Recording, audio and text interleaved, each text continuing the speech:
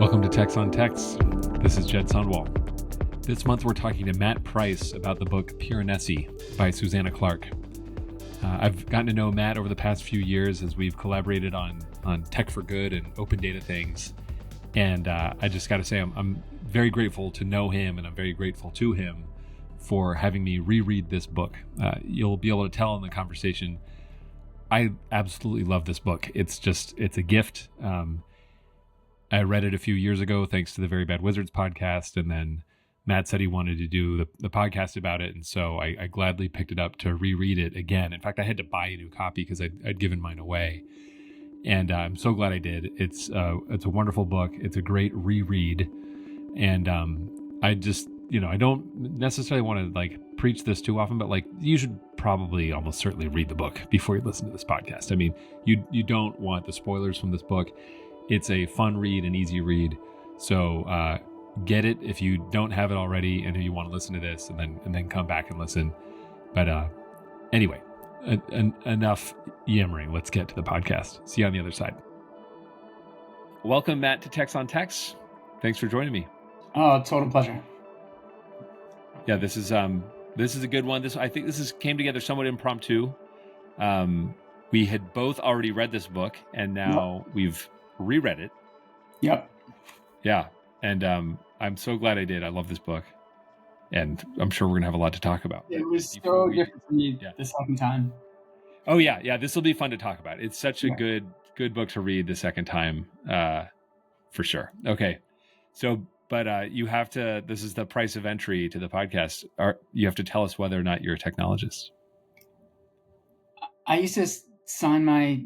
when I had a real email signature, I used to say demi geek on it. I think of myself as a translator more than anything else.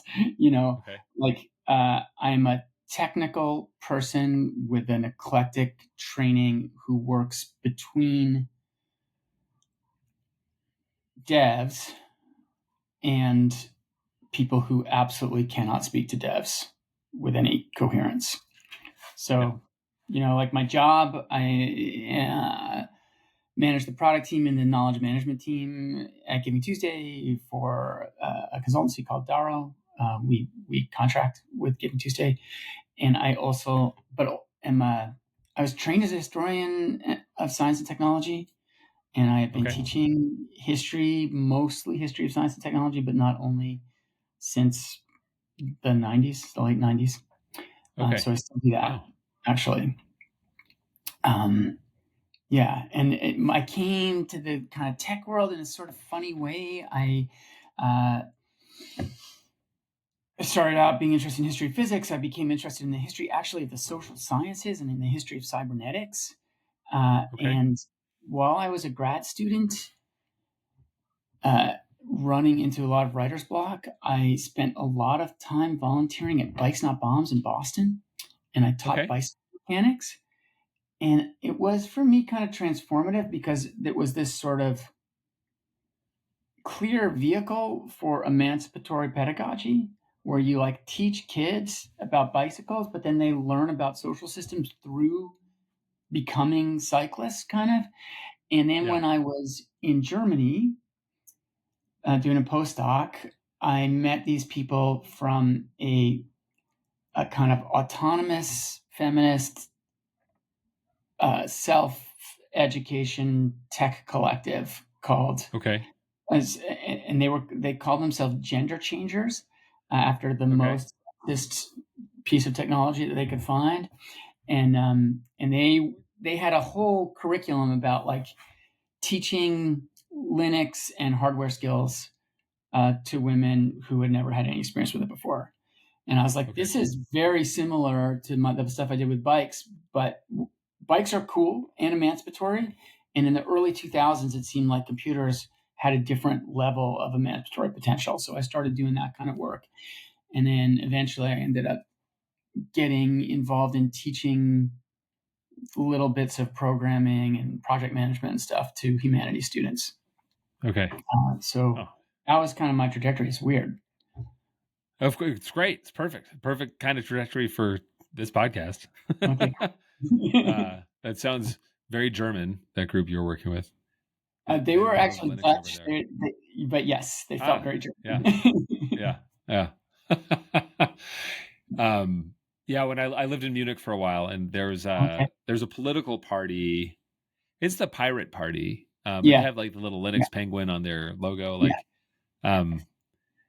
yeah, whatever. I've run in those circles as well over the Mhm. years. Mhm. Um, so anyway, great. Well, um, that's good enough for me. For you to be a tech talking about this text. Um, so okay, so tell me, how did you discover this book? I mean, how did you discover I mean, Piranesi? for me, it really comes through Jonathan Strange and Mr. Norrell, Susanna Clarke's first Okay. bestseller. So I came to it from that. I don't know. So you just kind of looked like a little bit surprised. Was that not your No, way? no, I want to read that so badly now that I've read this twice, and I just love it so much. No, So yeah. So, different. It's oh yeah, so different. And that's one of the contexts for me that makes this so interesting is how totally different it feels. huh? And like, I mean, so because I'm a historian, like I'm always going back and trying to like, what does this connect to?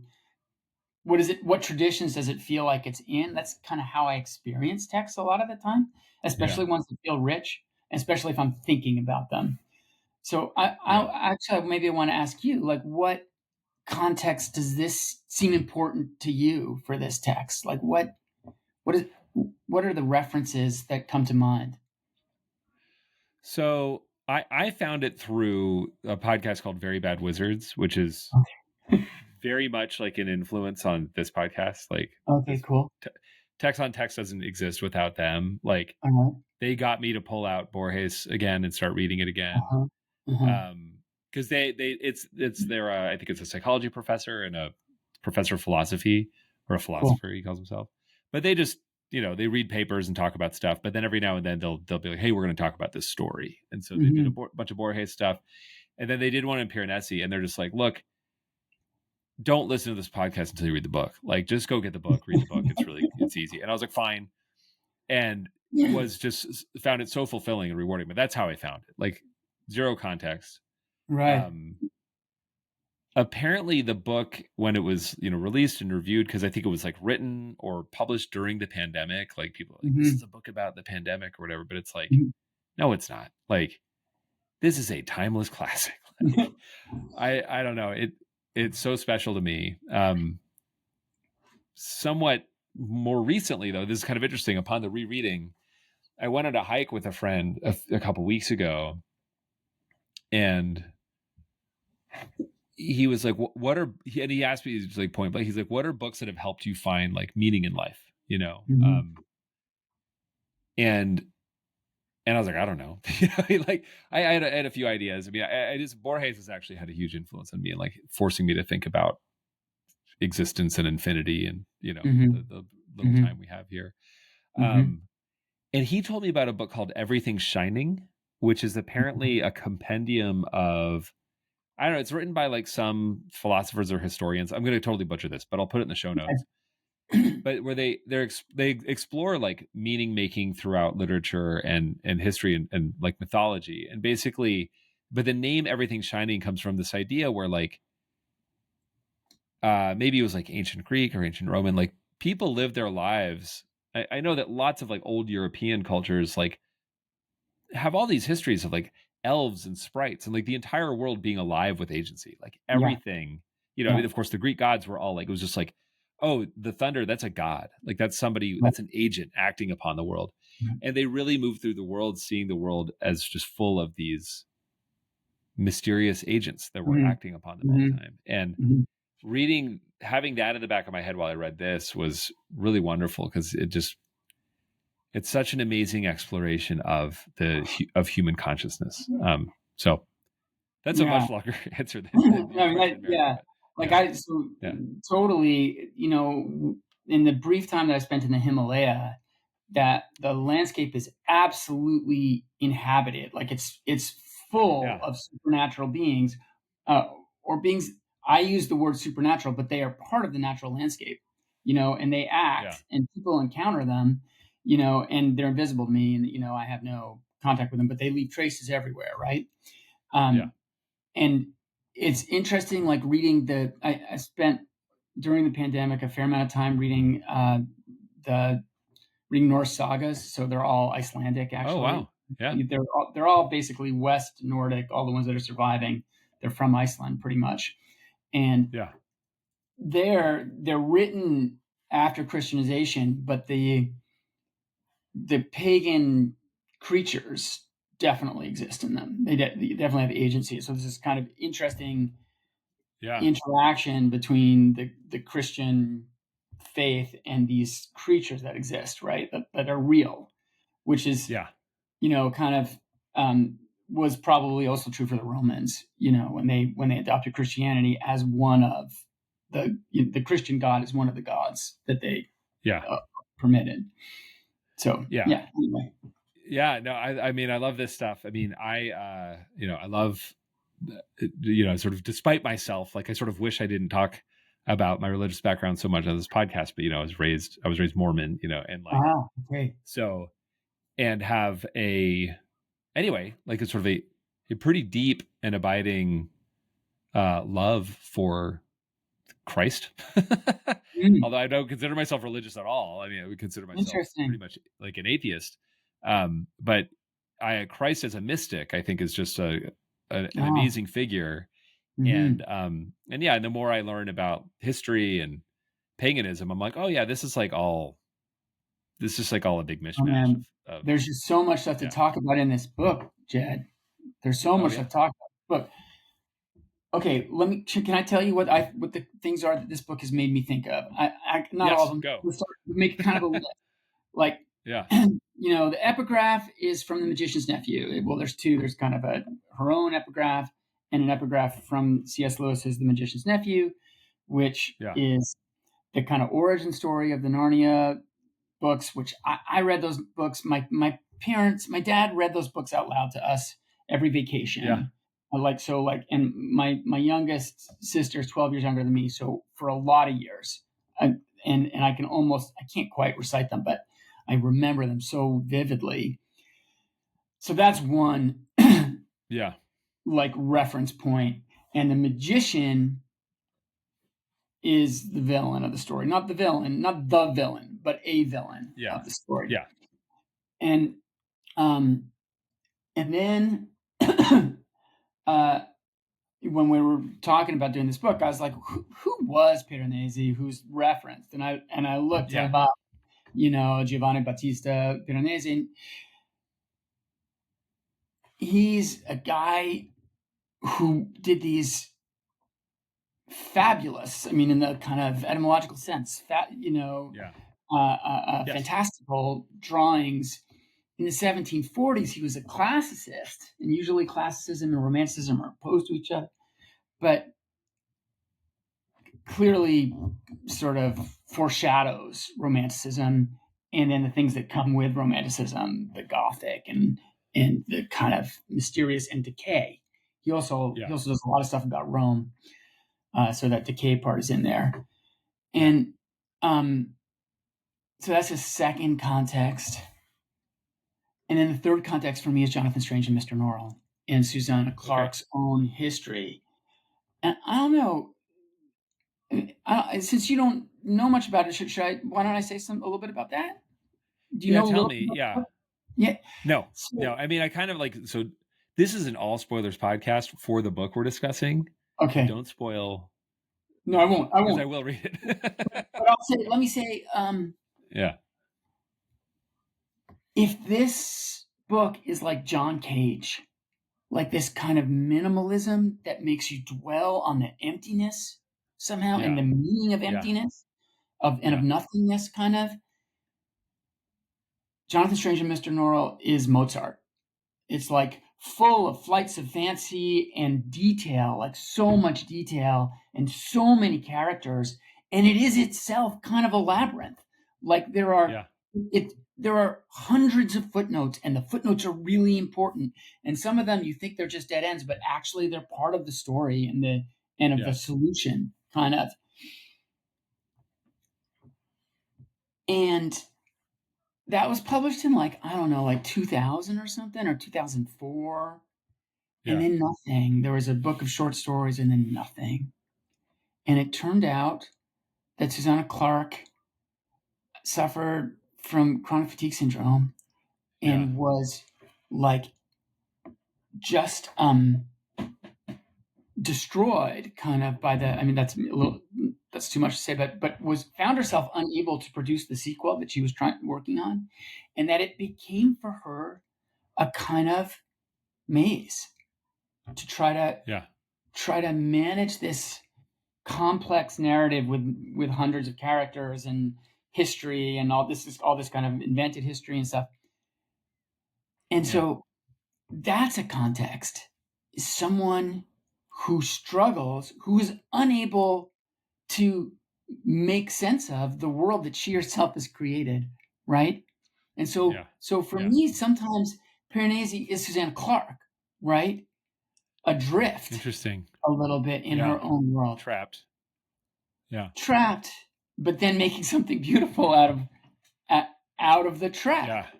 Right? And in love with the trap here with Piranesi, at least, you know, and so that the contrast in tone, so dramatic, right? Like Jonathan Strange and Mr. Norrell reads like Jane Austen, maybe, or George Eliot or something. Reads like 19th century English literature. Oh wow. Okay. And this book, I don't know what this book reads like. I don't know what the referent is, the stylistic reference, you know, the genre. Well, it's like a mystery, you know. It's definitely like a mystery and a thriller, like. But no, there's nothing like it. It is those things, but the tone is so strange, and it is. Yeah, go ahead. Yeah, no, it is, and it's so for me, like the referent for this book, and I tweeted this when I first read it, but I don't even know. I just like logged out of Twitter and like deleted my password, so I'm just like I'll never go back. So it might be out there still. But I said Piranesi is Boards of Canada in book form, meaning so Boards of Canada is this like electronic. Yeah, I don't really know them. I've heard the name. They're brothers. So it is like their vibe is. I myself wrote this at some point a long time ago, but like it stuck with me, is that like their music is from like Earth, but like another dimension of Earth. It's like, this is what I wrote was like, if you look into like a glassy lake, there's a world that exists that extends beyond the lake that you can see, the reflection that you can see. You know, so you're seeing the world reflected in that lake. Whatever's beyond what you're able to see in the reflection is the world that like Boards of Canada music comes from. Like it's like so familiar and so weird. And then the other interesting thing, there's another song by these Italian it's like from like the late 70s, probably like another pioneering kind of like electronic music. The song is called Prati Bagnati del Monte Anologo. There's like Northern Italian dudes. I want to make sure I get their names right, so hang on. By Raul Lovisoni and Francesco Messina. I'll put it in the show notes. It's like a 20-minute song that is like 100% the vibe of Piranesi. And then it just so happens that there's a line in the book where I forget who's describing the world that Piranesi's in, that it's a distributary world, and that there's there's a passage they're describing like the ceremony to create the door to go into the world. And they're like, and there's the one door that you could see where everything forgotten flows. And that's the line, everything forgotten flows. There's a Canadian musician that I've gotten into over the past year named Priori. He's a DJ. He's like a producer, another electronic producer. And the first song on his most recent album is called Everything Forgotten Flows. And it has to be a reference to Piranesi. I don't know. So anyway, I have these three. There's a specific Boards of Canada EP that I would recommend, but like for me, again, sorry, this is a very long thing, but like to go on there's a tone of this book that is so distinct and so strange, and it doesn't really have any. I wish there were other books that made me feel this way, but these three pieces of music for me, it's just like nail it. Like, right. So anyway, I'll share those with you. I like it. It's funny that I also kind of thought like there's a musical analogy here somewhere, like when I was thinking about John Cage, because I couldn't figure out how to what the literary reference was exactly for that tone, but like, that.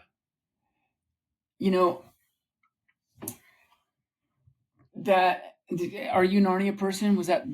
I'm kind of thinking maybe if you grew up Mormon, maybe that wasn't anything. No, oh yeah. I mean, C.S. Lewis is super Christian. Mormons love C.S. Lewis. Okay, cool. Screw Tape Letters, like it's almost canon for some Mormons. So I read the Narnia books, but remind me though, because I'm totally rusty. So The Magician's Nephew is the origin story. It's written as the fifth book. It gets like now marketed as book number 1. It takes place before the main chain of events, and so we're back in time before World War II, discovering where the wardrobe came from in The Lion, the Witch, and the Wardrobe. And in it, there's a whole cosmology that only shows up again in the last of the books, The Last Battle, where this kind of Platonist reality, where there's the world behind the world, is what The Last Battle is about, kind of. But in The Magician's Nephew, you have a sort of bumbling, malicious uncle who is a self-professed magician who has happened on a way to travel between the worlds, but does not have the courage to do it himself. And so his nephew is staying with him for some reason, and he determines to use his nephew as a guinea pig. And his nephew puts on a magic ring and travels to the wood between the worlds, where each world is a pond. I mean, you talked about the glassy pool, right?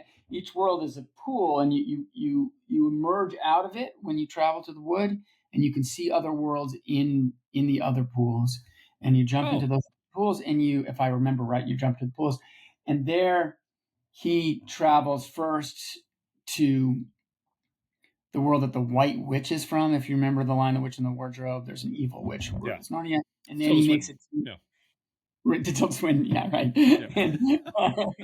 And then he makes it to Narnia to see creation, where you have Aslan, who is also Christ, breathing life into the world. And there is something similar where there's at least a life cycle to worlds, that they come into existence, they flourish and decay and die, and that they are connected somehow through this kind of planet. What's not plenary? What's the word that you use? The plenum, right? The Latin word that they would use in the 17th century that like connects everything, right? And so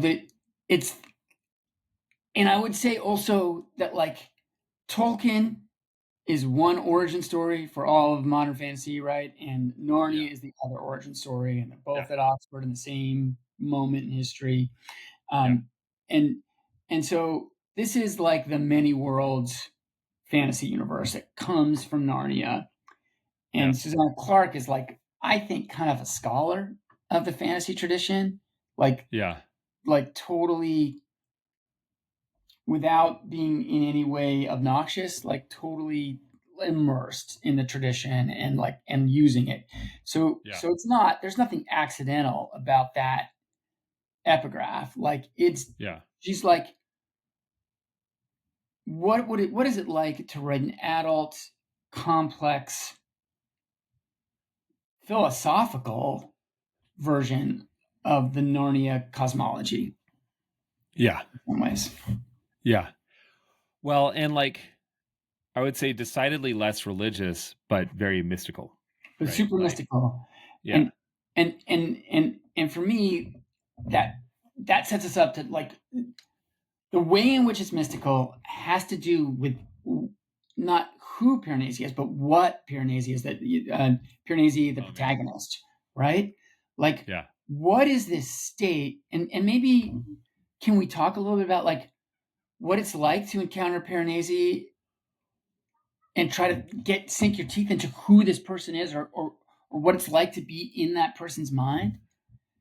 Yeah. I mean, okay, so this is the other referent for me. And this is a new one for the podcast. I don't really like to talk too much about, but like to me, this book was so evocative to me of the psychedelic experience, which is something that I have had on a few occasions. As an adult, I mean, so the first time I took any psychedelics was it's like 41, 42, something like that. Cool. No, anyway, I should get the dates right, but the point is like much later in life, and guided, not like like a not dropping acid as party. Yeah. Right. Yeah. Right. Like, so it's like very like deliberate, right. And very, very powerful experience for me. So, but like, and also like, I've, to my understanding, a large enough dose that like full ego dissolution. And so that to me, I'm like, oh, this is he has no ego, and so again, all spoilers podcast, and I'll summarize the story very quickly. Sure. He's this guy who's in this world. You kind of don't know what's going on. Right. You realize over time that he has been trapped in this world through some sort of magical ritual by the nefarious actor who's using him. And by spending a lot of time there, he's all of his memory and lost his entire identity. He has no idea who he is. He doesn't know his name. He has no concept. He doesn't understand anything about the real world. And so a couple things. One, I mean, like my first, and my sort of biggest psychedelic experience was like, I forgot my name. I remember the moment I remembered that I had a name. And there was a very scary moment at one point along the ride where I was like, oh, I'm in another mode of existence now. And this is how it will be forever. And I'll never get back. Like it was like a very palpable, scary feeling that I had I had that feeling when I dropped acid as a kid. Yeah. That exact one that you're this like, was forever. There's no going back. And like, I was trying to like get a message across the veil of the universe to my girlfriend to say, hey, I'm sorry. I love you. Have a good life. Yeah. Right. Yeah. It's nuts. So it's like, so that's very much the world that Piranesi's in. Like he's in another realm and he's not going back. But then, so we were in the woods when this happened. And so I'm just like walking around the woods with my guide. And this whole, I mean, there's a kicker, in the end. So when sort of spoiling the story, a police officer, a woman makes her way into the world to find Piranesi and takes him out. And she's like, are you Matthew Rose? He's like, I don't know who that is. She's like, you're this guy. And he's like, no, I mean, that's maybe, but like, you don't need to worry about him. And she's like, well, then who are you?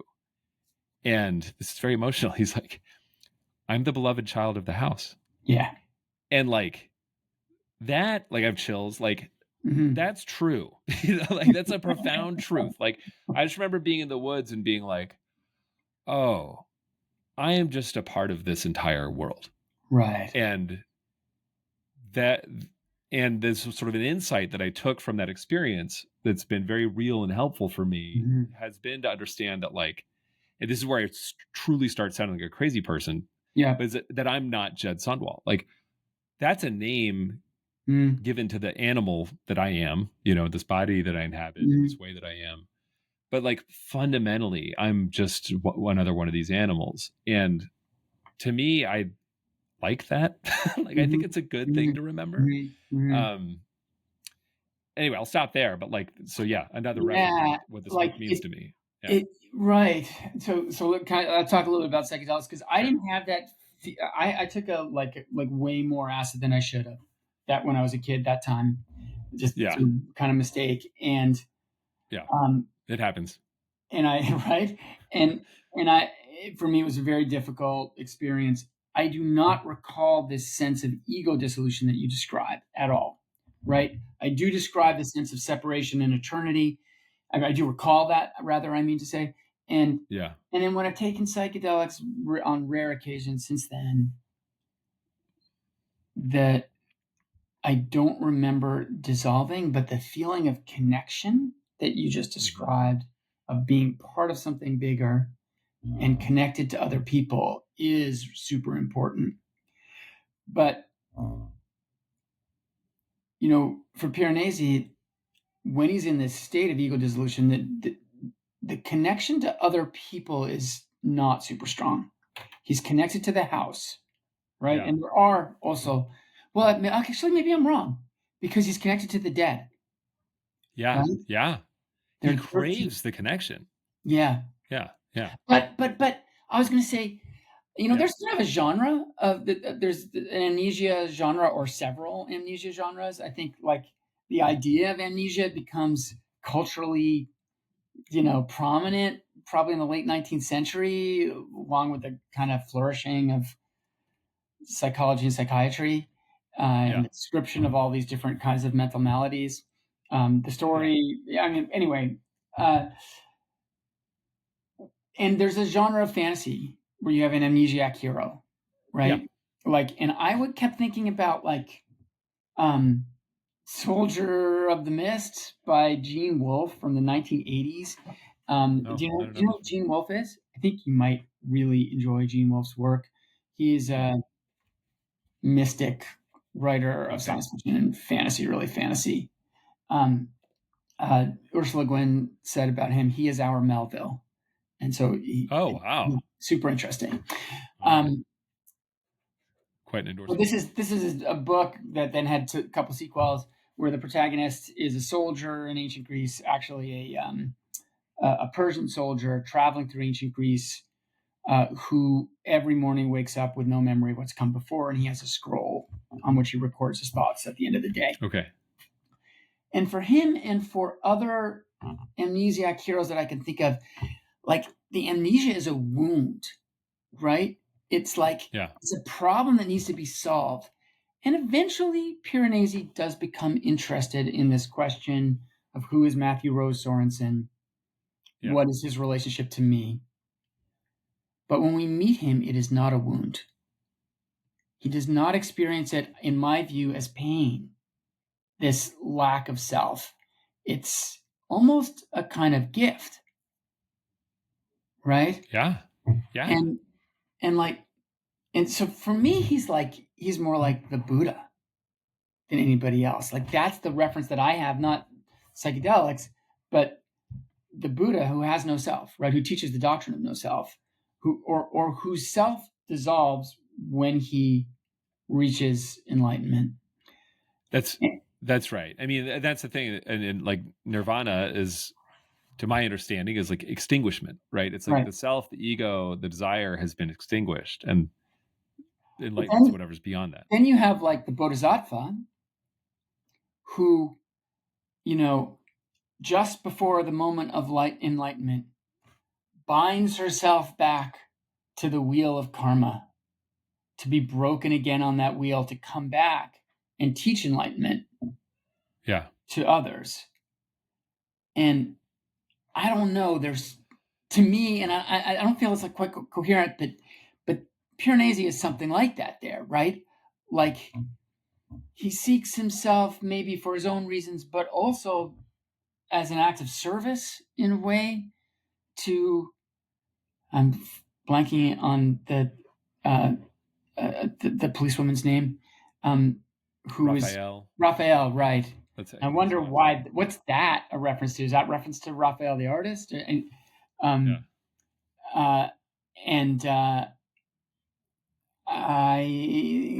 somehow, he sees a responsibility to bind himself to the world in some way, to acknowledge the reality of his connection to Matthew Rose Sorensen. Yeah. He does not want to be Matthew Rose Sorensen, and he is not Matthew Rose Sorensen. He remains the beloved child of the house. Yeah. Yeah. I mean, I actually just pulled up my notes, but they're all the notes that I took from it, like, on this reread, I think, are pretty much relevant to this. So there's this fantastic passage. This is on page 70 of the book that I had, but he says, in the early evening, I went to the 8th vestibule to fish in the waters of the lower staircase, where waters and lower staircase are capitalized. Yeah. The beams of the declining sun, again capitalized, shone through the windows of the lower halls, striking the surface of the waves, making ripples of golden light flow across the ceiling of the staircase and over the fence of the statues. When night fell, I listened to the songs that the moon and stars were singing, and I sang with them. And so this is the mystical experience, like the idea that like he's just wholly a part of this world that is nurturing him and supporting him, and he sees it all. He recognizes all of it as this just I don't know, sustaining space, that he's a part of, and that he's fully engaged with.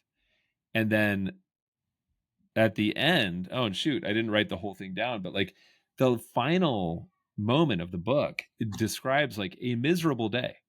Like it's like it had just started snowing, and he looked out over some like cafe or like patio behind a hotel with some lanterns hung that were swinging in the wind. But it's like it's a cloudy sky with like clouds racing, so it's like windy and like maybe sleeting and whatever. And the final line of the house is, the beauty of the house is immeasurable, its kindness infinite. Yeah. And yeah, he remains this enlightened creature that's just like, no, it is such a gift. Throughout the long first section of the book, there's this contrast between his perception and relationship to the house and that of the other, who, as we learn, is the malignant but not super competent magician who has trapped him here. Yeah. And it's so funny rereading it, like knowing everything, because I remember the first time I read it, I'm like, this guy's like kind of a jerk. like he doesn't come off well the first time you're reading it. You're like, what's going on here? But then reading it the second time, knowing everything, you're like, man, this guy is like such a dick. Like, yeah. Very well written character in that way. And like, I'm always, that whole time I'm thinking of the magician and the magician's nephew, who's a little bit more comically written, I think, than Kettersley, I forget. But like, he doesn't get it. He is like, through dint of some effort, he has become a kind of competent workman who can enact this connection to the other world. Yeah. But he's entirely unable to comprehend it. And that's another thing that I thought about a ton when I was reading it this second time. What is the vision of science here? They are both scientists. Piranesi says it over and over again, that we're men of science, right? But what is science for Piranesi, right?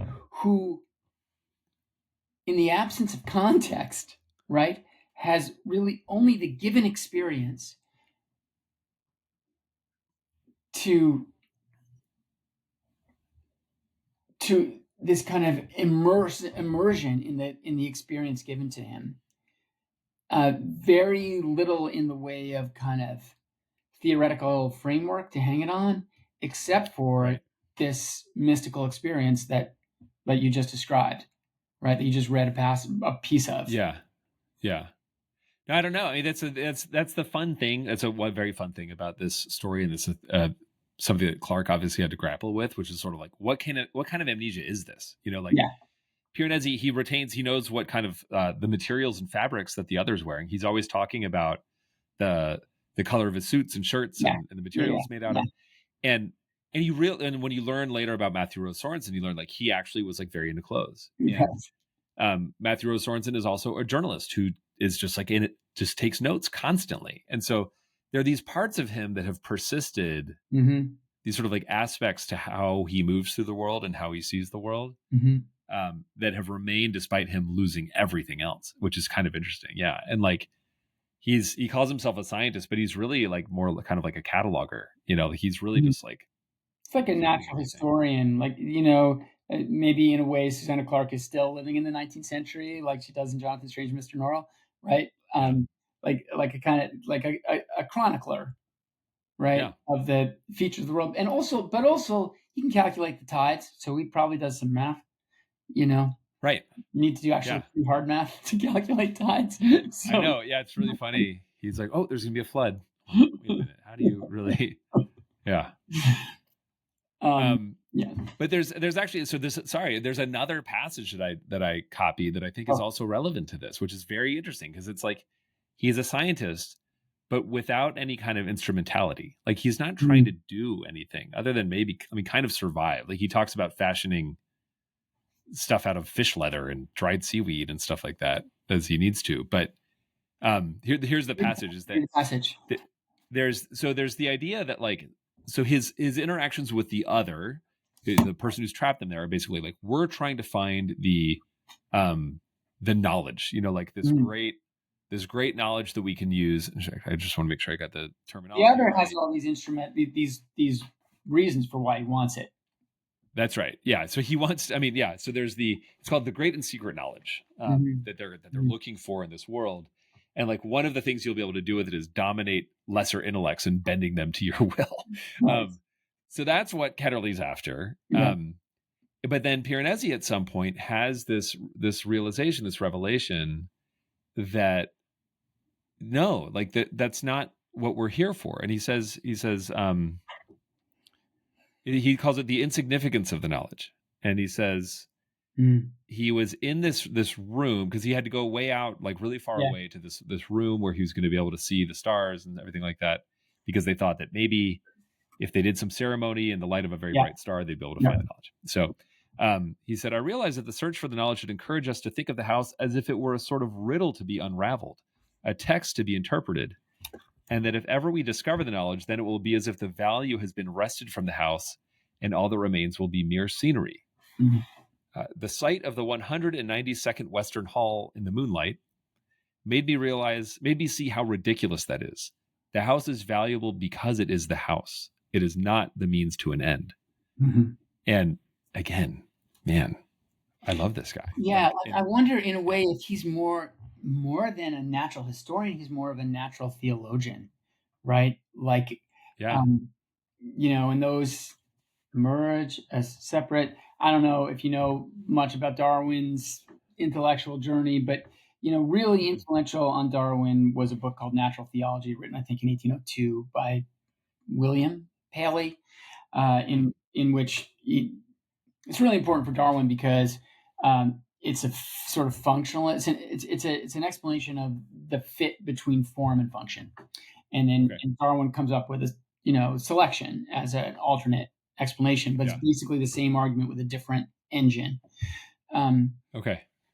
But natural theology, which separates out from the natural sciences in the 18th century, is a way of understanding God through his works. Yeah. Galileo already proposes nature as this second book through which God is to be understood, right? Yeah. This is an old tradition. It's just that it separates from the natural sciences eventually, right? Yeah. So in a way, he's more like a Galilean or pre-Galilean investigator for whom making sense of the world is a holy occupation, right? And it's a form of communion with the whole of creation as he understands it.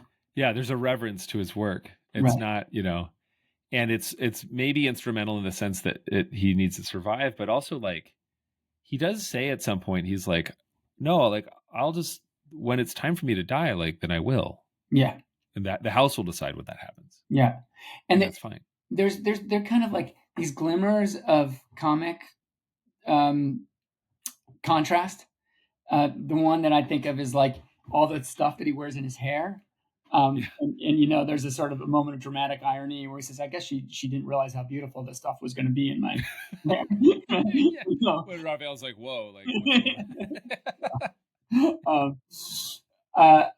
but so there are ways in which that the contrast is made clear to us that that's not how we think. And some of it, and it could be kind of funny and ridiculous, but most of the time, the reader's experience, at least for me, is one of being drawn into that reverence, right? There's a mystery, and because we can see he's from our world, somehow he has some connection to our world. This is not a wholly separate, existence. It's not a fantasy where this is the only world. And so it has the pattern of a mystery. But what is interesting to me, going back to it, is how little I remembered of the plot and how much I remembered of the mood. And the thing that carries me in the book is that tone of peace and reverence, and that the stillness, I suppose, of the environment. I mean, we haven't even said this, but this world is a house. It's a giant structure, a kind of labyrinth, composed of immense halls filled with marble statuary of, it seems, kind of almost unimaginable beauty and fidelity to their subject matter. And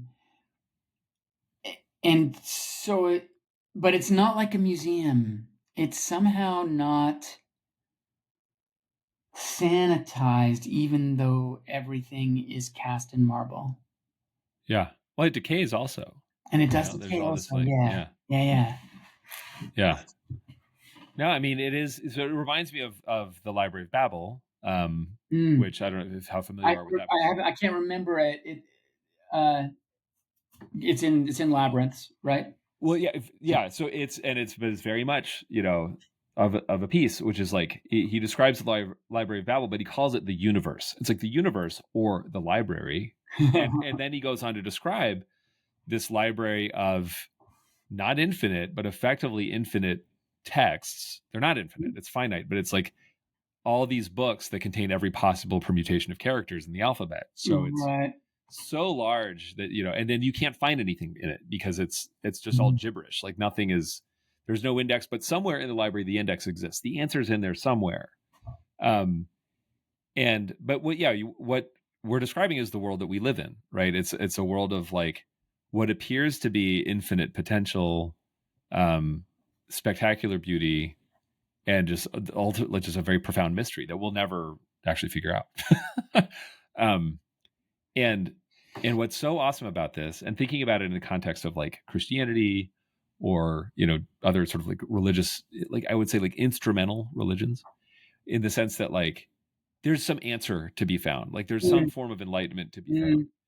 And Piranesi is enlightened in the sense that as the house does its work on him and dissolves his ego over and over again, and just like continually does that work of, actually, I never thought of this, like the tide is a metaphor of just like totally. Just I never coming in and just clearing things out again. Yeah.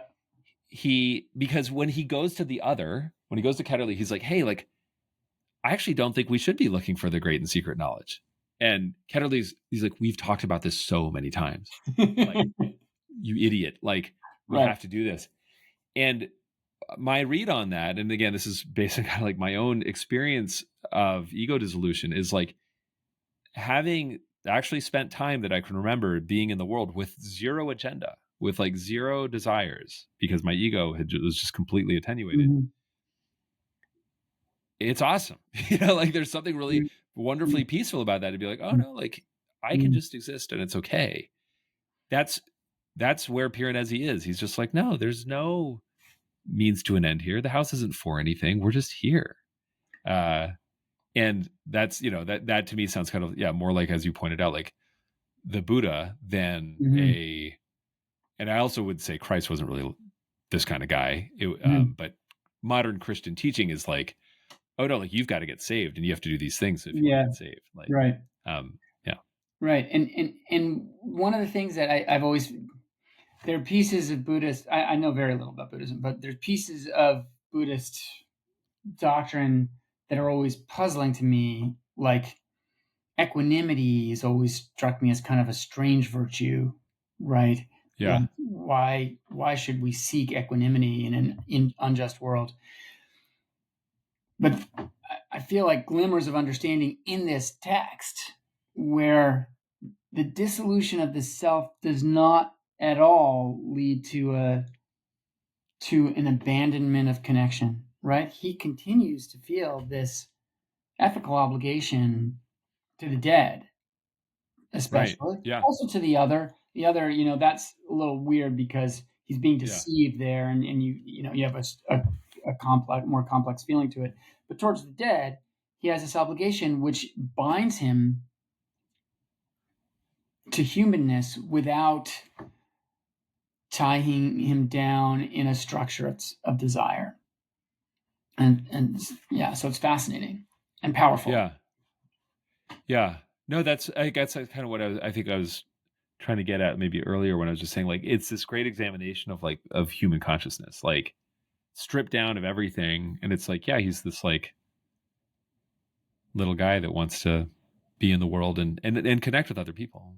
And that's it. Like the idea, like, and he's like, I don't want to kill Ketterly. I don't want to kill anyone, like that sounds awful to me. And right, and that's because he discovers his own notes, his pre-enlightenment notes, as his ego is beginning to dissolve. That's a turbulent process, right? And he is filled with rage, or Matthew Rose Sorensen was filled with rage and with complex emotions, and he writes in fragments that take a while for us to piece together.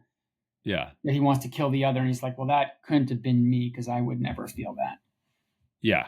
And he's like, I recognize that he's my enemy or he's not my friend, but like, I wouldn't want to kill him.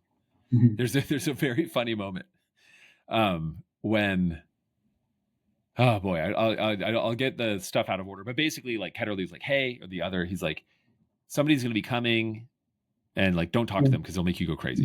Yeah. And then the prophet comes, Arne Siles, the guy who's the master of all of this, who found the world in the first place. Yeah. He shows up and he's like a super creep, and Piranesi talks to him, and then anyway, the next time he sees Ketterly's like, hey, look, if you see this person, you're going to go crazy, and if you go crazy, I'll have to kill you. Yeah, it'll be better for all of us because right. you don't want to be crazy. And so, but before he said that, Piranesi was like, hey, I got to tell you something. Yeah. And so then the other's like, so what's the thing you had to tell me? And he's like, oh, like, and so he doesn't want to say that he saw it. So he no longer wants to say, because he's like, oh, he's going to kill me if he finds that I talk to somebody. And he says, I saw an octopus in one of the drowned halls. Right. And the other's like, oh, that must have been nice. And he's like, it was nice. Like, it's a really funny thing reading it the second time is realizing like what a weirdo Piranesi is. Like, he's a strange guy. Like, I mean, look, Ketterly is, as I said, and I'll say it again, he's a real dick, like a terrible person. Not an evil mastermind, like just like a real bastard. Lawrence Arne Siles is he's an evil mastermind. He's like a psychopath. Like, yeah, there's something really weird going on there. But like, yeah, he's just kind of a bastard in over his head. But I'm also like, I would find Piranesi pretty annoying. Like if every time I showed up, the guy's like, yeah, I saw 3 birds the other day in the 14th vestibule. Like all right, man, whatever. At the end of Thus Spake Zarathustra, Nietzsche writes, Zarathustra has gathered all the Übermenschen to him to try and teach them the way. And they're all together in the cave. And Zarathustra's like, I got to get out of here. It stinks in here. I can't take it. Right. And Piranesi, you maybe don't want to hang out with the Buddha. It'd be annoying. No. Yeah. You'd be like, man, what are you talking about? Right. Because we are closer to Ketterly. We are ordinary people of limited capacity to connect with the infinite. We're not maybe dicks like he is, right? We don't want to kill people, but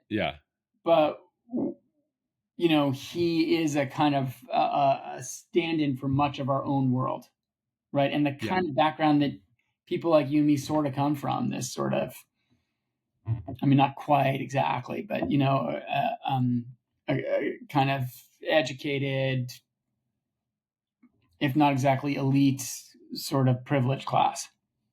Oh yeah. Yeah. I mean, I think a lot about, people who are of this term lost to the Dharma, like I have friends and I've known people that are like, they're spending their entire life seeking like the mystical experience, or just being like, I've got to be one with the universe. And I'm like, you should also have a job probably, or, or I mean, often a lot of these people are pretty privileged people, trust fund people that are just like, they haven't found a purpose in life and they have avoided responsibility, and they're going to spend their whole life seeking kind of like peak experiences and enlightenment. And I'm like, yeah, you'll be looking for that forever. And it's tough because I'm kind of, part of me is like, no, like get a job. I'm like, again, the guy that would find Piranesi annoying. But also like, maybe they're right, maybe they are doing it right. I don't know. I am so bound to so many people, I've got people in my employ. I have my family, I have children, like, that force me to focus on somewhat more pedestrian things. But I'm actually I've got two Jesus things that I think are relevant here. Right. One is, so I believe that the talk about the kingdom of God is more about the mystical experience. It's more like, can you appreciate the kingdom of God, which is here?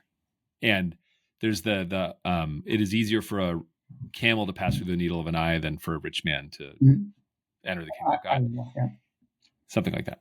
And it's like, oh yeah, that's right. Because to the extent that you are more like Ketterly, or that you are more ambitious or craven or focused on things and acquiring and your desires and your own agenda, you won't be able to experience it. You won't see it. And then the other thing relevant to this is the story of the prodigal son, which is like a very, very weird story from any kind of like normal church perspective, which is like, you've got two sons, one who went completely bonkers and had the time of his life, and also, hit rock bottom, right. But, and then you've got one who's just been good the whole time. And then the prodigal son, who's been really bad, comes back, and the father loves him anyway, and they throw a feast. Yeah. And the beauty of that story to me is that the sort of the message is to the good son. It's like, you're also at this feast. You're here at the party we're throwing. The only reason you can't enjoy it is because you're so fixated on yourself and what you deserve. And it's that's not so much. I mean, that's the learning in a way. It's for the not the prodigal son in a way who's being taught here. It's really the other son. Yeah. In this reading you're giving. Whoa. Yeah. Cool. You're unable to accept this gift. You're unable to benefit from it, and it's your own fault. You're the only person standing in your way. And like, don't be mad that God will forgive people or something, But that's why the prodigal son is such a hard story, I think, for a lot of churches, because it's like, wait, are you saying that like you can be really bad and then it's still cool if you come back? It's like, sort of, that's what you're saying. But no, I think the telling of it, I think it's just, find it very powerful, is that like, you're not able to realize the gifts of the house if you're so focused on yourself. And there's always that tension between responsibility and wanting. So maybe talking again a little bit about Piranesi's name, right? That text, it's not really a text. The publication that made him most famous, especially in the English-speaking world, was Carceri d'Invenzione, that invented or imaginary prisons, which is a series of prints. So Piranesi was, his father was an engraver. He was raised as an engraver. He became an architect, and he was famous especially for his drawings. Okay. And he was, I think, a somewhat accomplished architect. I don't really know what he built. Yeah. But this Carceri d'Invenzione, these are they're structures that are kind of similar in some ways in appearance to what we hear about in the house in Piranesi.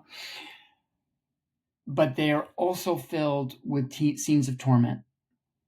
So these are prisons with apparatus of torture and suffering. Yeah. And And, Piranesi, our protagonist, is given his name by the other as a kind of mockery. Yeah. Right? Because he has imprisoned Piranesi here in the house. Yeah. But Piranesi, through his evolution, loses the sense of being imprisoned. And in fact, through that internal transformation, stops being imprisoned. He is no longer imprisoned. He is instead like an emancipated and an enlightened seeker of truth. Yeah. Who couldn't have, in some ways, can hardly imagine a more holy existence or more fulfilled existence, except, as you say, that he craves companionship, and something is sort of missing there that he doesn't quite understand. Yeah. Yeah. Oh, this goes back to your equanimity thing, though, to me in my mind. So where my mind just leapt is, again, back to Jesus. It's like a Jesus podcast now. But like, that's also his message, I believe, in terms of salvation and redemption. It's like, we want a Messiah who will free us from this oppression. So you have to understand, like, he's in Israel or Judea or whatever at the time, is occupied by Romans who are like the worst. I mean, to the point that they're crucifying people. I mean, horrifying, awful occupiers. And he's like, oh, do you want to be free from these people? You should love one another and them. And everyone's like, what are you talking about? Like, that's crazy. But that's the message is to your point, is that Piranesi's like, no, you don't have to be imprisoned. You can be freed. And it just comes from like love and recognizing the gifts that you have. Right. And he doesn't really quite understand until late in the story that Ketterly believes himself to have imprisoned Piranesi. Yeah. But if he did understand that, he'd say, no, not at all. Thank you for bringing me here and bringing me into contact with the house, to producing in me this state. Yeah. I mean, yeah, Raphael's like, let's go. He's like, no, I don't want to go. I'm busy. I've got a lot to do. I've got to move the dead. Like, he's got to move all these bones. Yeah. Yeah. No, it's very, very beautiful, but also it is hard to square, because like the reason he's able to be this way is because he's alone. Like, he's in a world of like, yeah, he's got stuff to do, but there's very little consequence. And like, it really does show you sort of like either end of the poles of like, you can be very craven and selfish and live a hellish life the way Ketterly does. Or you can be very pure and reach the state of nirvana like Piranesi does. But like, all of us live somewhere in between that, and it's harder. I mean, again, you can't. It would be easy to be as chill as Piranesi if you were him, but none of us are him. We live in the real world with much more tension. Right. Yeah, and in the kind of arc of the story, eventually, because of the introduction of Raphael and the awareness that blossoms in him of his former self, ends up going back to our world. But that section of the book, until the very end that you just described, is much blander, right? And it describes this like this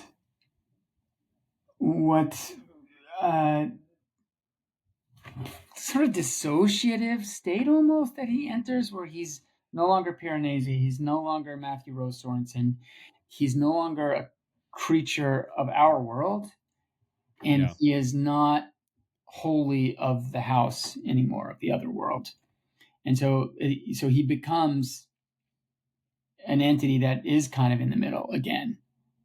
But so there he's like, I guess, to use the Buddhist kind of trappings that I've been doing, he's a bodhisattva now, right? He's returned from enlightenment to the world and is seeking a way. But it turns out it's not like the bodhisattvas know what to do exactly, right? He's a little more lost. Yeah. Well, he goes and finds that other guy that had been sent to the world Yes, and like came back, name's and Ritter. everyone thought he was crazy. And he's like, no, let's go back. I'll take you back. I'll And take you like, back, but you can't and he, stay because you were yeah, broken by the house. It was a yeah, little different for you, and actually, the way in which Ketterle imprisoned Piranesi turns out to have been beneficial to him compared to the way James Ritter was imprisoned by Arne Sales. Right? Somehow maybe not everybody's cut out to be the Buddha is the other thing. yeah. I mean, there's an interesting thing to think about here. Like, was he protected by his literacy, by his like sort of intense literacy, like his ability to describe the world and write about it and preserve these ideas, like, because he has this prosthetic memory in his journals, that but ultimately kind of undoes him. But but he must have had cycled through it before because parts of it had been torn out, presumably by the other, or maybe by him, but maybe by him. Yeah, you don't know. Yeah.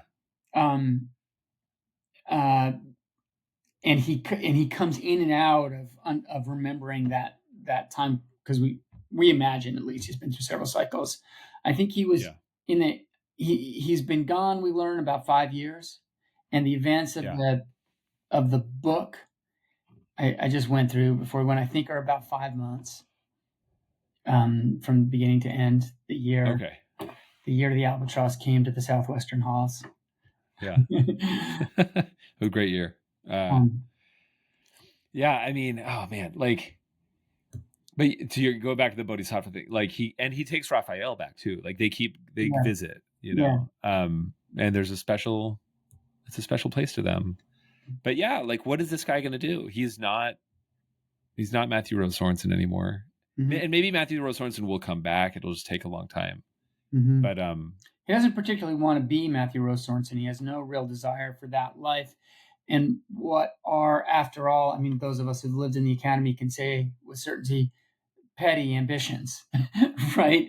Like petty, meaningless ambitions that are pretty difficult to come back to once you've abandoned them. Yeah. No, and he's actively getting rid of a lot of his possessions. He's like, I don't need this stuff. Like, yeah. But so it's easy, so again, actually go back to my point, like people have been lost to the Dharma. So somebody like me would be like, man, what a loser. Like he went crazy. Like, I'm sure that's what all of his family. I don't know what happened to that dude. Like, yeah. Oh man, he like lost his mind. Like something happened. But he's doing great. Like maybe. Like maybe he's doing great. And so there's this relationship between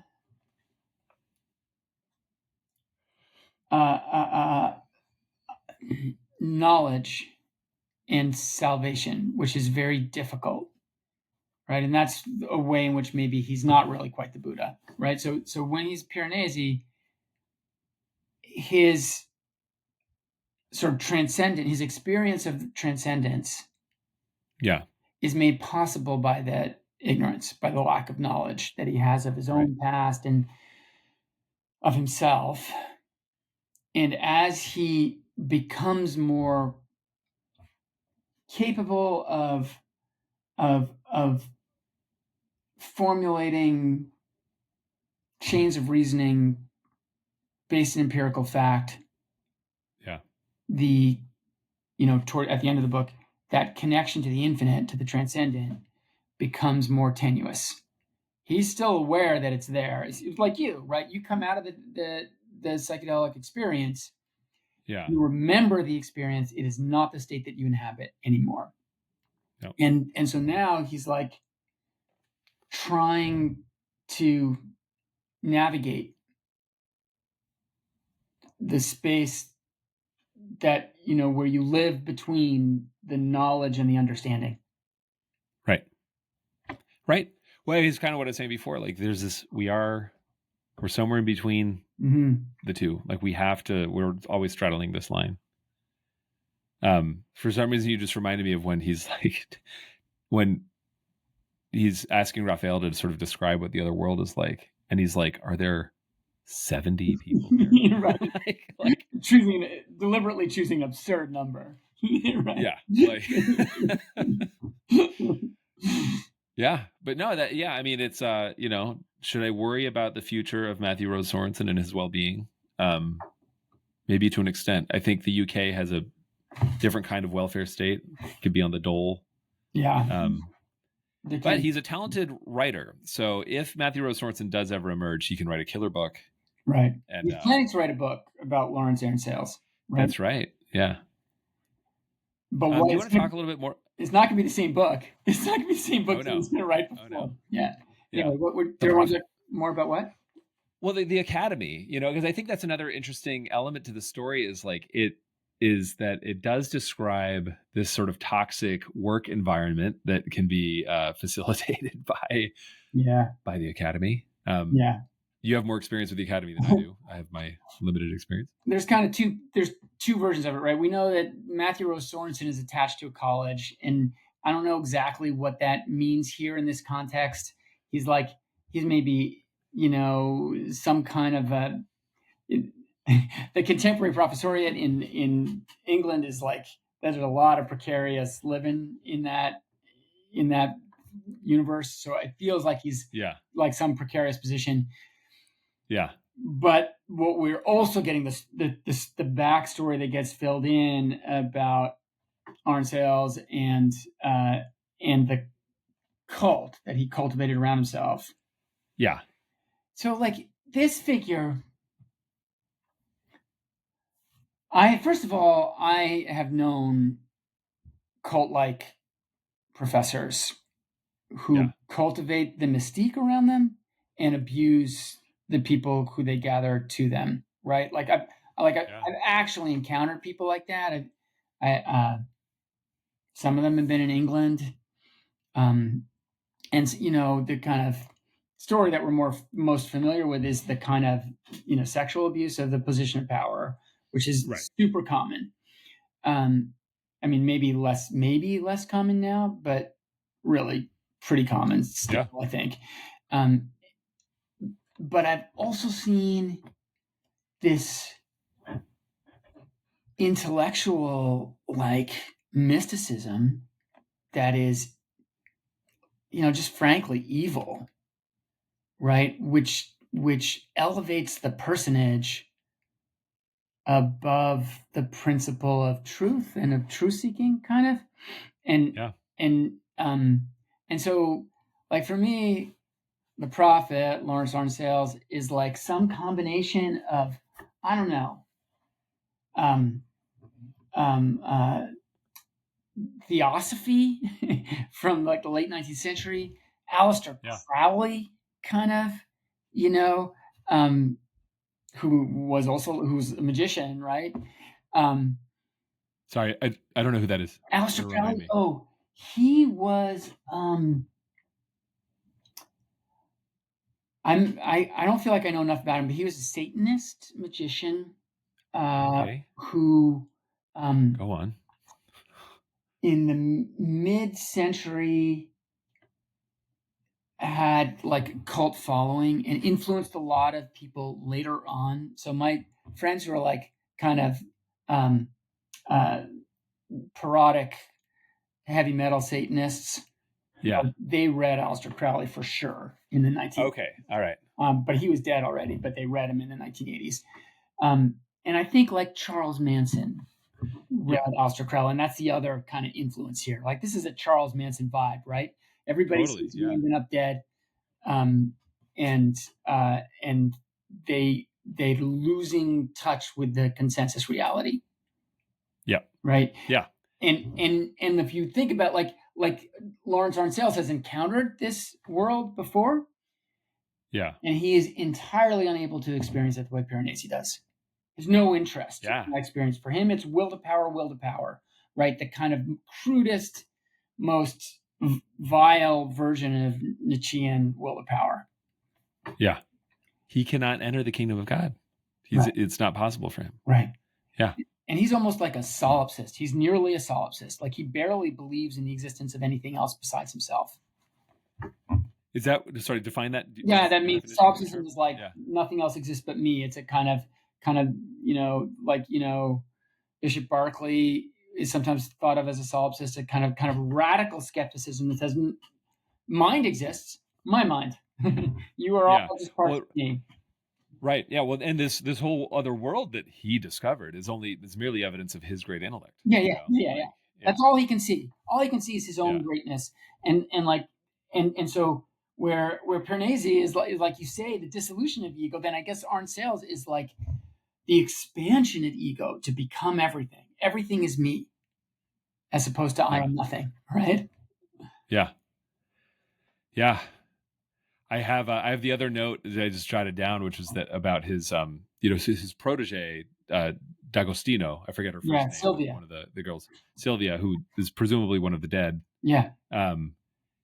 That she told her friend that she wanted to go to university to study death, stars, and mathematics, which is so great. Like that's what she wanted to major in. Yeah. But it's also like I'm going to share this Boards of Canada EP. It's called "In a Beautiful Place Out in the Country." Yeah. I'm a huge fan, but like it is an album that overtly is about cults, and or it's an EP about cults, and I think one of the songs is called Amo Bishop Roden, who's the name of one of the wives of David Koresh. But like, I mean, Boards of Canada, like the genre is Death, Stars, and Mathematics. Like, so anyway, it's a treat. But yeah, it's we encounter this in our world. I mean, we can talk about our jobs a little bit. You know, we've met through circles that are interested in using tech for good and stuff like that. And there's so many cult leaders in our world, that are very charismatic thought leaders and that are able to evoke, fantasies of cryptography and AI and whatever other hypey thing is at the time, and raise a lot of money. And it's pretty galling. Yeah.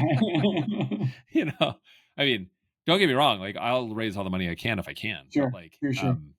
There are certain types that are very clearly disingenuous, and it's obviously infested with malignancy. This domain. There's lots of wonderful people. I've met so many the circles that we move in jointly. I've met incredible people, but they're also malignant gods. That's right. Yeah, no, I think a huge part of our job. Especially, actually, I mean, we'll just shout it out because I know we recorded one of the episodes with Alex Morose at the CNG conference, and that's where I think we decided that we were going to do this podcast. But like, I think that conference went really well. We can say now with hindsight because everyone said it was really good. But a huge part of it is curating the community to make sure that it is what I would bluntly I call good faith actors or good faith people that are really there for the community. Because it's a constant risk, and this is a problem in the academy broadly. Like it's a huge part of like the university's responsibility is to make sure that the bad actors don't make their way in or aren't able to get to the heights that they get to. Unfortunately, I think a lot of institutional rot comes from when that breaks down, and it happens all the time.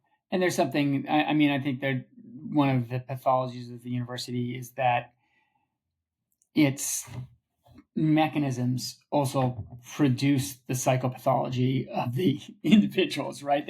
Of course, like the rise itself produces the psychopathology,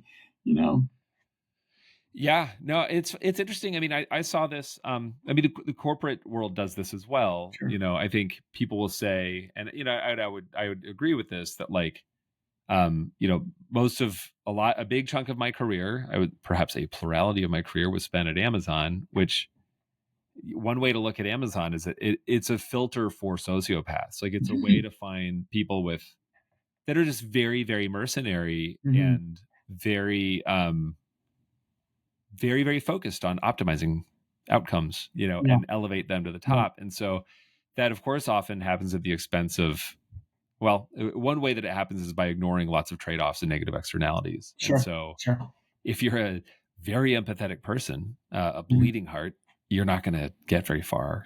I mean, if we're making, just briefly, just for this moment, we make Piranesi into a kind of allegory about the university, then in a way, it's sort of from the perspective of the humanities, a plea for a return to an older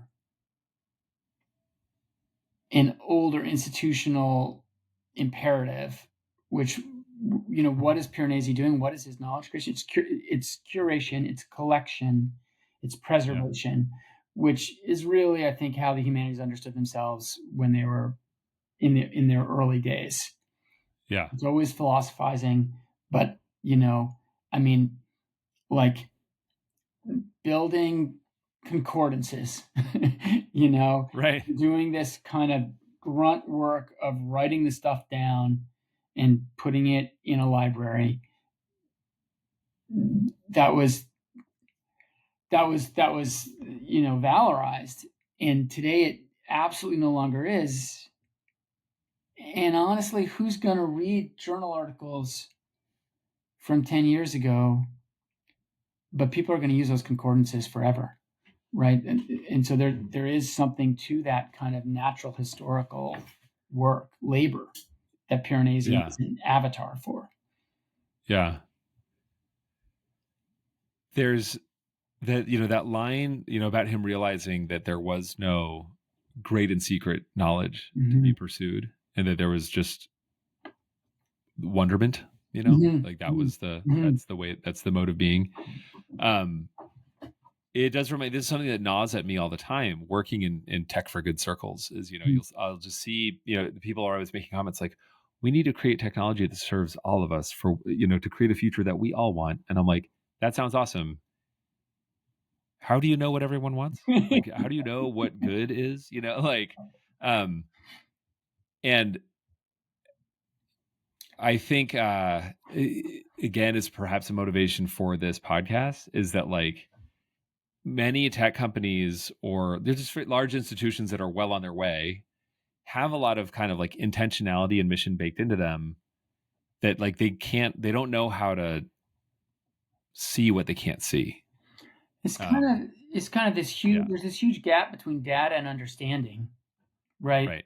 And like information theory itself, as put forward by Claude Shannon, is an attempt to make sense of information without the understanding, right? Like, right. And it's super successful and incredibly powerful and valuable and useful. Yeah. But also leads to an error that understanding is not an end in itself that we need to value, right? That pure instrumentality is sufficient in some ways. And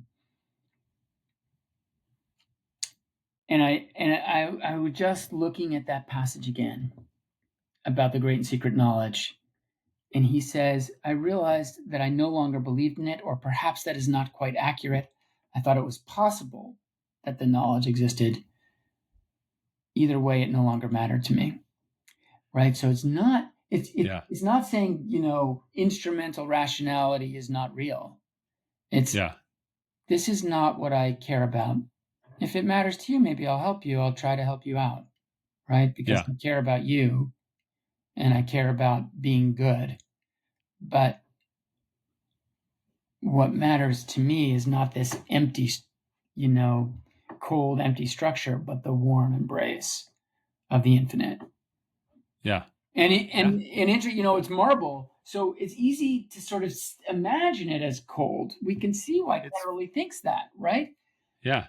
But for him, it's the warm embrace, and it is not hard as the reader for me to feel that too, which is weird because of all the square corners and hard stone and cold water.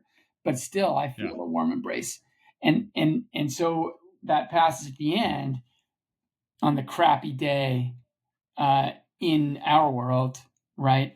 Yeah. He sees the infinite beauty. And I would say, this is a kind of personal note, but, for me, that experience of seeing the beauty everywhere, that has come to me through my relationship with my partner. To be able to see the world through her eyes is part of what's made me realize that the world is beautiful, and that the beauty is everywhere, is you don't have to go to Everest or to Hawaii to see the beauty, but it's everywhere in every day and like in every hour, and Piranesi breaks through there at the end to see it not just in these classical structures and in his, the dead for whom he is responsible, but in every being, in every creation. That's beautiful. You're very lucky. We're lucky. I think that is actually one of the, the great thing about being in a relationship, doing the whole pair bonding thing that the human animal does is that you do get to live your life. You get to see the world through someone else's eyes. And, and I'll just say, like, you can be very lucky if you find someone who can help you see more beauty in the world. Because I don't think not every relationship is necessarily not every relationship does that. Yeah. Absolutely. Yeah. One last thought. Are you a David Lynch fan, or are you familiar with Lynch at all? I had a kind of funny relationship to Lynch when I was younger, and now I know he's a genius, but it's hard to watch his work. That's where I'm at with David Lynch. Yeah, it is. I mean, there's just such insane violence sometimes. It's brutal. But like one of the interesting things about like Twin Peaks that's sort of stuck with me is like his like he's like, you don't understand ABC. Like, you don't want to answer who killed Laura Palmer. The show was just like such a bizarre hit. I think they were sort of shocked by how popular it was. And then the network starts getting involved. They're like, no, you have to reveal who killed her. And he's like, you're going to kill the show. Like, the whole point of everything is that you don't know. And like, you have to learn how to like be there, in the mystery. Yeah. And then of course, they forced his hand, and then he's like, the show sucks now. And like, it kind of went off the rails. Anyway, that's just another sort of insight from here that, again, the whole idea of him being like, just going back to the passages, what you made me realize is like, I knew it to be true before I understood why or what steps led me there. It's just like, it encourages us to think of the house as if we're a riddle to be unraveled. And it's like, no, like, there's not an answer to life. Yeah. That's what I meant when I said earlier, that it has the form of a thriller or a murder or a mystery story. Right. And yet I am not propelled by the mystery as I read it. And I think the character isn't either. I mean, there's a certain urgency and anger when he unravels that, the way in which he's been abused. But like, that's not the goal. Or the goal is not knowing not unraveling the secret. And in that way, it's like different from the sort of Christian salvation, or a kind of Hollywood Buddhism, right? Where you just want to get to the secret. I want to get to the thing, and get my treat. Yeah. Right? And somehow, no, you're right. The book does that. Like, one of the triumphs of the book is that it makes you a little tiny bit more like Piranesi. That's really good. Yeah, because it is so like unsatisfying in that way. I mean, I described the book again to my wife as I was rereading, because she's also read it. And I'm just like, this is so good to reread the second time. But like the book really reads like you're kind of going up the roller coaster. There's sort of ratcheting up, and then it really does take off. Like, as soon as you start, you do have something that you can latch onto, and you kind of understand, like, okay, there's a narrative here now, other than these like weird journal entries, and it's just a very compelling and easy read. But yeah, there are no answers, and that's sort of a theme for this podcast. Is like, this podcast is free of any advice or guidance. Only gives you more questions. But yeah, it ends with him kind of going home as a weirdo and nothing being resolved. All you sort of get is you understand sort of what was going on, but there is no resolution, and that's great. And because the house its beauty is immeasurable. So, and maybe that's just like you said, a kind of relationship that lets you see the beauty in the world is a gift and a privilege. A book that encourages you that helps you meditate on the kindness and beauty of the world is also a gift and a privilege, right? To have read this book. Such a gift. I love this book. Well, do you have any other thoughts, comments, ideas? I don't know. I think I read it casually the first time, and this second time is such a different, much more kind of intellectual experience. And I think I will be comparing a lot of books to this one and asking myself what this book has done to the way I understand fantasy writing in general. I think it's gonna really shape my experience of a lot of kinds of writing. Yeah. It's a new watermark. Is that the right term? Like in the like a high watermark. Like Like it's another level. It's such a cool book. And again, I don't read a ton of fantasy or whatever. I wouldn't know how to characterize this, but like, I absolutely love how this book makes me feel. As you said, it's a gift. Like it's a real gift. So thanks, Susanna. More. Yeah. Such gifts in our world. Yeah.